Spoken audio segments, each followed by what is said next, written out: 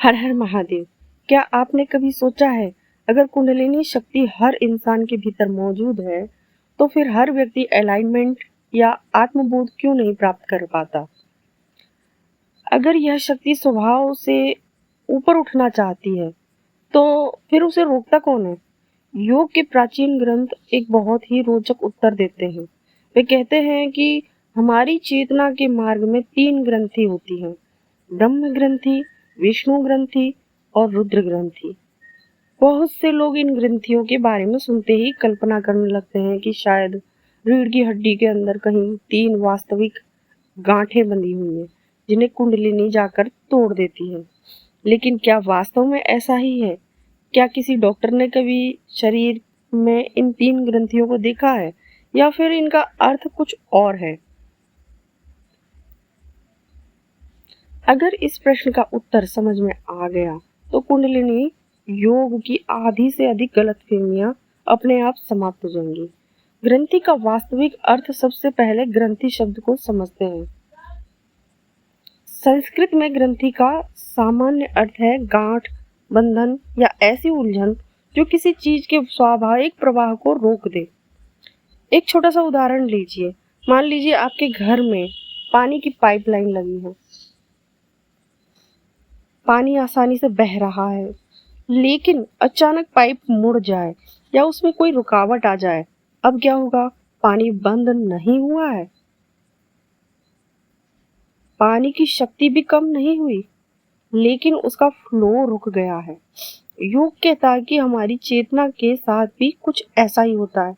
चेतना अपने मूल स्वभाव में स्वतंत्र है, लेकिन जीवन के अनुभव, इच्छाएं, भय, आसक्ति और अहंकार ऐसे मानसिक बंधन बना देते हैं कि चेतना का स्वाभाविक विकास रुकने लगता है।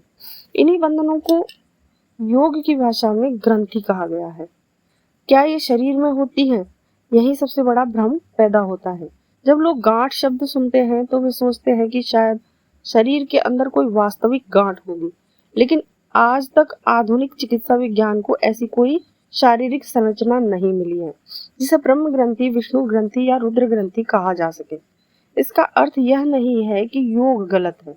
इसका अर्थ केवल इतना है कि योग जिस भाषा का उपयोग करता है वह प्रतीकात्मक होता है, यानी कि सिंबॉलिक भी होती है। जैसे हम कहते हैं उसके दिल पर बोझ है, तो क्या वास्तव में दिल पर कोई पत्थर रखा होता है? नहीं। यह एक अनुभव को व्यक्त करने का तरीका है। उसी प्रकार योग में ग्रंथि भी चेतना के उन बंधनों को का प्रतीक है जो साधना की आध्यात्मिक यात्रा को सीमित कर देते हैं। फिर प्राचीन ऋषियों ने गांठ शब्द ही क्यों चुना? अब कल्पना कीजिए कि आपके पास एक रस्सी है। जब तक वह सीधी है उसे कहीं भी ले जाना आसान है, लेकिन यदि उसी रस्सी में कई गांठें पड़ जाएं तो वह आसानी से नहीं खुलती। इस गांठ को धैर्य से खोलना पड़ता है। ऋषियों ने देखा कि मन भी कुछ ऐसा ही है। हमारा जन्म एक खुले मन के साथ होता है। धीरे धीरे पहचान बनने लगती है। मैं यह शरीर हूँ, ये मेरे लोग हैं, यह मेरी पहचान है, मुझे हर हाल में सफल होना है। अगर यह चीज चली गई तो मैं अधूरा रह जाऊंगा या रह जाऊंगी। इन मान्यताओं की परतें समय के साथ इतनी मजबूत हो जाती हैं कि हमें उनका पता भी नहीं चलता। यही मानसिक और चेतनात्मक गांठें हैं। इन्हें किसी चाकू से नहीं काटा जा सकता। इन्हें केवल अवेयरनेस, सेल्फ ऑब्जर्वेशन और सही साधना से धीरे धीरे समझा और ढीला किया जा सकता है। क्या हर इंसान में ये ग्रंथियां होती है? योग के अनुसार हाँ, लेकिन इसका अर्थ यह नहीं कि हर व्यक्ति में 3 अलग अलग चीजें मौजूद हैं। इसका अर्थ है कि हर इंसान किसी न किसी स्तर पर भय, आसक्ति और अहंकार से प्रभावित होता है।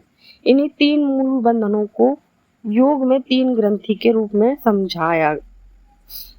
इसीलिए अगली बार जब आप ब्रह्म ग्रंथि सुने तो शरीर में कोई रहस्यमयी गांठ मत खोजिए, पहले अपने मन को देखिए, क्योंकि योग हमेशा बाहर से पहले भीतर देखने की शिक्षा देता है। अगले भाग में हम बहुत रोचक प्रश्न से शुरुआत करेंगे। अगर ग्रंथियां केवल प्रतीक हैं, तो शास्त्रों में लिखा क्यों है कि कुंडलिनी उन्हें भेदती है? क्या यह सचमुच कोई अनुभव है या इसका अर्थ कुछ और है? यहीं से अध्याय और भी गहरा होगा। तब तक के लिए नमस्कार।